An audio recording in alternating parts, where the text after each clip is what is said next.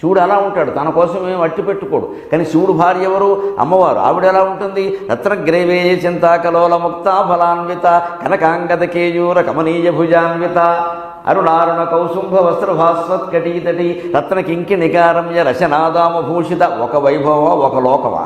వ్యాస మహర్షి పట్టలేక 20 నామాలు రాశాడు అమ్మవారి అలంకారాల మీద.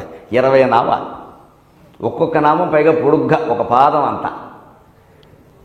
20 శ్లోకాలు, 20 నామాలు కాదు, 20 శ్లోకాల్లో 40 నామాలు అమ్మవారి యొక్క సౌందర్య వర్ణన, ఆభరణాల వర్ణన ప్రత్యేకంగా.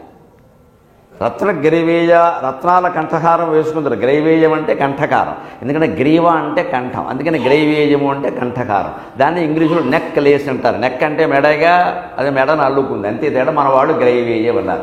నెక్ లేసిన సరిగ్గా తెలుగులో వాడాలంటే గ్రైవేయం అని వాడాలి, లేదా కంఠహారం అని వాడాలి. అది రత్నాలు పొదిగిన గ్రైవేయం. వాళ్ళ నాన్నగారు హిమవంతుడు కదా, గుహలనంటా రత్నాలే ఉన్నాయి, ఆయనకి ఏం లోట, అమ్మవారికి ఇచ్చాడు. పైగా ఏమీ లేనివాడికి ఇచ్చి పెళ్లి చేశాడు కదా, ఆయన ఇవ్వకపోతే అలాగే ఆవిడ ఏమైపోతుంది, అందుకని ఆయనే ఇచ్చాడు. తెచ్చుకుంటే తెచ్చుకో, పుట్టింటి నుంచి నాకు సంబంధం లేదని చెప్పాడు. ఈయన అలాగే ఉంటాడు ఈయన. ఎందుకంటే ఆవిడ ఈయన్ని ప్రేమించి తపస్సు చేసి పెళ్లి చేసుకుంది, కానీ ఈయనేమీ ఎస్ఎంఎస్లు పంపే ప్రయత్నం చేయలేదు. శివుడికి ఆ లక్షణం ఉంది, పంపుకో నాకు అనవసరం అని చెప్పాడు. ఆవిడే చేసింది 3-4 ఏళ్ల పాటు, నువ్వు కావాలి. అందుకని స్పష్టంగా చెప్పేసి నేను ఇలాగే ఉంటా, నన్ను మారమంటే కుదరదని చెప్పాడే. నేను అన్న బాబు నువ్వు అలాగే ఉండింది. అలాగే ఆయన కూడా ఈవిడ వైభవానికి ఎప్పుడూ అభ్యంతరం చెప్పాలి. ఆవిడ అలాగే ఉండేది, అమ్మవారు అలాగే ఉంటుంది.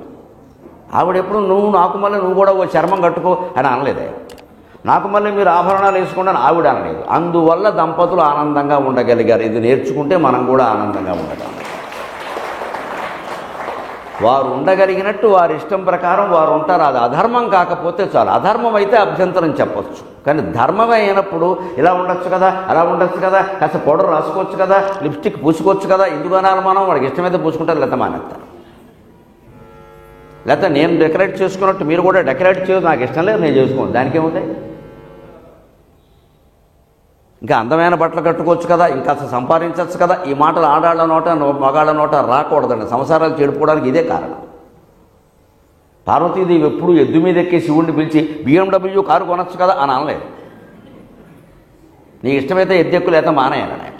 ఆవిడ ఎక్కేటప్పుడు ఎద్దు ఎక్కింది, లేకపోతే ఆవిడకు వాహనం చూసుకుంది, సింహం, గొడవలేదు. ఎద్దుకి సింహానికి ఎప్పుడూ పడదు, ఇద్దరు చెరో కారు వేసిపోయేవాడు.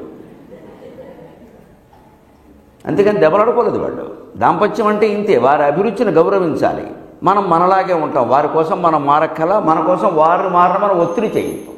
అధర్మం అయితే వేరే విషయం, ఖచ్చితంగా చెప్పాల్సిందే. అది మన కుటుంబానికి కానీ సమాజానికి కానీ హాని కలిగించేది అధర్మము, దోషం, దుర్వ్యసనం అయితే తప్పనిసరిగా చెప్పాల్సిందే.